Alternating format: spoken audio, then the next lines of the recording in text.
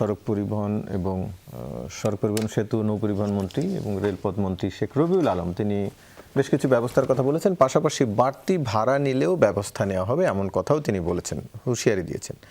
আবার বাড়তি ভাড়া আমরা দেখছি যাত্রীদের কাছ থেকে, তারা বলছে যেই ভাড়া আগে ছিল 500 টাকা এখন সেটি হচ্ছে 800 টাকা। কোনটি আসলে বাড়তি ভাড়া? বিষয়টি কি এমন কিনা যে বিরোধী দলে থাকলে, সরকারের বাইরে থাকলে এই বিষয়গুলো দেখা যায়, কিন্তু সরকারের ভেতরে গেলে আর দেখা যায় না, এরকম কিছু কিনা? আপনি কিভাবে দেখেন? জি, ধন্যবাদ আমাকে আজকের অনুষ্ঠানে আমন্ত্রণ জানাবার জন্য এবং আমার সঙ্গে যে দুই বিজ্ঞ আলোচক আছেন এবং যারা দেখছেন সবাইকে শুভেচ্ছা। দেখেন, এই জিনিসটা ওনারা দুইজন যেই বিষয়টা আলাপ করলেন বা আপনি যেটা বললেন এই প্রসঙ্গে একটু বলে নিই, এটা কিন্তু একটা দুঃখজনক বিষয়। ঈদ উৎসব, মানুষ সেই উৎসবে যুক্ত হতে যখন বাড়ির দিকে ছুটে যায়, সে উৎসবে যুক্ত না হয়ে লাশ হয়ে বাড়িতে ফিরে যায়। এবং এটা কিন্তু ফি বছরই আমরা দেখছি। এরকম না যে কোনো বছর হয় না, কোনো বছর হয়, প্রত্যেক বছরই হয়, সেটা সংখ্যায় কম বেশি হয়। তো ঠিক আছে, আপনি তো সড়ক দুর্ঘটনা আপনি জিরোতে নিতে পারবেন কিনা সেটা বিতর্ক সাপেক্ষ, কিন্তু এরকম একটা উৎসব মুখর পরিবেশে এইরকম দুর্ঘটনা, কালকে দেখলাম কালিহাতীতে দুর্ঘটনা হয়েছে, উত্তরবঙ্গের কিছু শ্রমিক বাড়ি যাচ্ছিলেন, নোয়াখালী ফেনী এলাকায় কাজ করতেন, সেখানে ট্রাক উল্টে মনে হয় 10-15 জন নিহত হয়েছেন। তো খুবই হৃদয় বিদারক একটা ঘটনা। এটা নিয়ে আমাদের আসলে সরকারের কাজ করা উচিত পলিসি লেভেলে।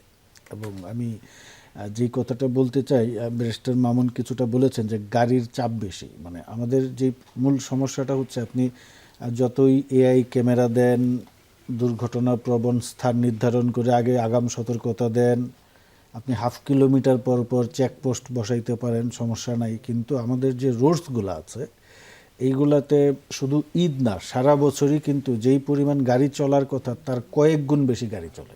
মানে একটা রাস্তা যতটুকু ওয়াইড, তার তো একটা ক্যাপাসিটি আছে যে এই জায়গায় দিয়ে প্রতি মিনিটে এতগুলো বা ঘন্টায় এতগুলো গাড়ি পাস করতে পারবে, এরকম একটা হিসাব আছে হয়তো।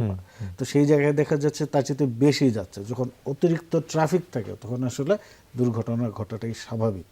তো সেই জায়গা থেকে আমি মনে করি যে আমাদের এই পলিসিটা চেঞ্জ করা উচিত এবং আমাদের সড়ক পরিবহন ব্যবস্থা বা আমাদের যোগাযোগ ব্যবস্থা পুরোটাই কিন্তু সড়ক পরিবহনের উপর নির্ভরশীল, রেলের কিন্তু কোনো কিছু নাই।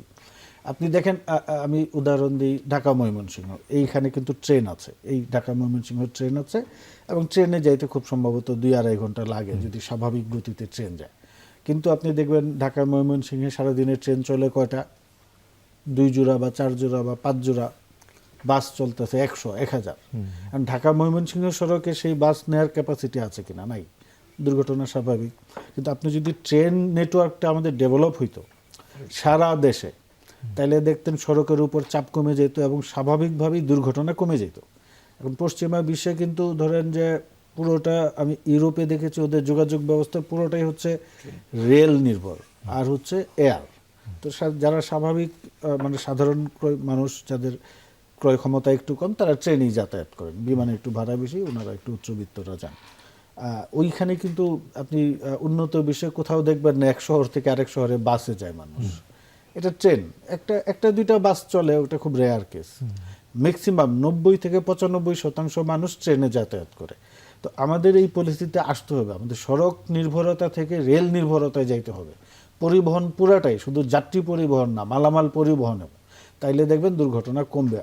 এছাড়া আর দুর্ঘটনা কমানো সম্ভব না, কারণ আমাদের চাহিদা আছে, জনসংখ্যা বেশি। এখন আপনি পুরানা লক্কর ঝক্কর গাড়ি বন্ধ করে দিবেন কেমনে, কিভাবে সম্ভব? ঈদের সময় যে পরিমাণ ট্রাফিক থাকে, প্যাসেঞ্জার থাকে, এখন ওই বাস তো নামাইতে বাধ্য। কালকে যদি সরকার সব আপনার রুট পারমিট নাই বা যাদের ফিটনেস সার্টিফিকেট নাই এরকম বাস যদি বন্ধ করে দেয়, যা সাদাবাদ বা মহাখালী, তো হাহাকার শুরু হয়ে যাবে। মানুষ তো গিয়ে বাসই পাবে না, আমাদের অধিকাংশই তো লক্কর চক্কর মারা। তো এইগুলো আসলে আমার মনে হচ্ছে যে, আমি যেটা বলছি, যে বারবার বলার চেষ্টা করছি, আমাদের এখনই সরকারের উচিত যে জিনিসগুলি রিভিউ করা, আমাদের পুরা ট্রান্সপোর্ট ব্যবস্থাকে আসলে ঢেলে সাজাইতে হবে এবং রেলের উপর নির্ভরতা করতে হবে। প্রাইসিংয়ের কথা, যেই কথাটা আপনি বললেন, প্রাইসিং কিন্তু সারা পৃথিবীতেই আমি যতটুকু জানি এইরকম প্রাইসিং কিন্তু ওঠানামা করে। কারণ আমাদের দেশেও ভাড়া বাড়ে ঈদ উপলক্ষে। শুধু আমাদের দেশে যে বাড়ে তা না, আপনি যান ক্রিসমাসের সময় আপনি ট্রেনে উঠবেন, বিমানে উঠবেন, যখন একটা স্বাভাবিক ধরেন বন টু বার্লিন স্বাভাবিক ভাড়া থেকে 50 ইউরো, ক্রিসমাসের ছুটিতে সেই ট্রেনের দ্রুতগামী ট্রেনের ভাড়া হয়ে যায় 150 ইউরো। আপনি ফ্লাইটে যাবেন, যেটার ভাড়া 100 ইউরো, ক্রিসমাসের সময় সেটা হয়ে যায় 250 ইউরো। এই যে এখন যে বাংলাদেশে ঈদ উপলক্ষে যে মধ্যপ্রাচ্য থেকে বা ইউরোপ থেকে যে যাত্রীরা আসছেন, স্বাভাবিক সময়ে যেখানে প্লেনের ভাড়া ছিল 800 থেকে 900 ইউরো, এখন সেই ভাড়া আমি দেখেছি, আমি কিছুদিন আগে আসলাম 3000 ইউরো। টার্কিশ এয়ারে জার্মানির ফ্রাঙ্কফুর্ট থেকে ঢাকা আসতে গেলে 3000 ইউরো লাগে ভাড়া। ভাড়া সারা পৃথিবীতেই বাড়ে, কিন্তু আমাদের মানুষের যেহেতু ক্রয় ক্ষমতা নাই, একটু তারা ঈদে স্বাচ্ছন্দ্য পেতে চান, সরকারের আসলে এই জিনিসটা নিয়ন্ত্রণ করা উচিত। সরকারের উচিত যে ভাড়াটা যদি কিছু বেড়েও থাকে, অন্তত ঈদের সময় পরিবহন খাতকে বা বাস যারা চালায় তাদেরকে কোনোভাবে সাবসিডি দেওয়া যায় কিনা।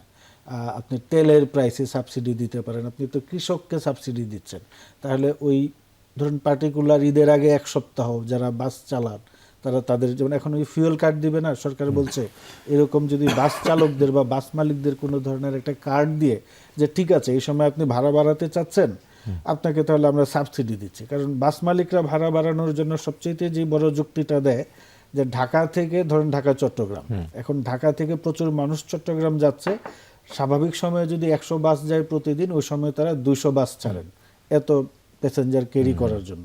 কিন্তু ওই যে 200 বাস যে চট্টগ্রামে গেল, আসার সময় তো ফাঁকা আসে, তো ওই ভাড়াটা কাভার করার জন্য তারা ভাড়াটা বাড়িয়ে দেন। তো সরকারের সেই ক্ষেত্রে একটা ইন্টারফেয়ার করতে পারে, সরকার সাবসিডি দিতে পারে যে ঠিক আছে আমরা কিছু ভাড়া আপনাদেরকে সাবসিডি দিচ্ছি, অন্তত ঈদের সময়টাতে আপনারা ভাড়াটা কম নেন। আমার মনে হয় এটা সরকারের, ভাড়া বাড়ে নাই বা ভাড়া বাড়ছে না এই বিতর্কে না গিয়ে মানুষকে কিভাবে স্বস্তি দেওয়া যায়, কিভাবে স্বাচ্ছন্দ্যে বাড়িতে যাইতে দেওয়া যায়। কারণ আমাদের দেশে তো ধরেন 2টা ঈদেই মানুষ যায় বেসিক্যালি, আর পূজাতে যায়, আমরা পূজার ছুটিও তো একটা লম্বা ছুটি থাকে, ওই সময়ও কিন্তু ধরেন অন্যরা, অন্য ধর্মাবলম্বী, শুধু হিন্দু মানুষ না, অন্য ধর্মাবলম্বী মানুষরাও কিন্তু ট্রাভেল করে। আমরাও যেতাম পূজার ছুটিতে দাদাবাড়ি নানাবাড়ি বেড়াইতে যেতাম।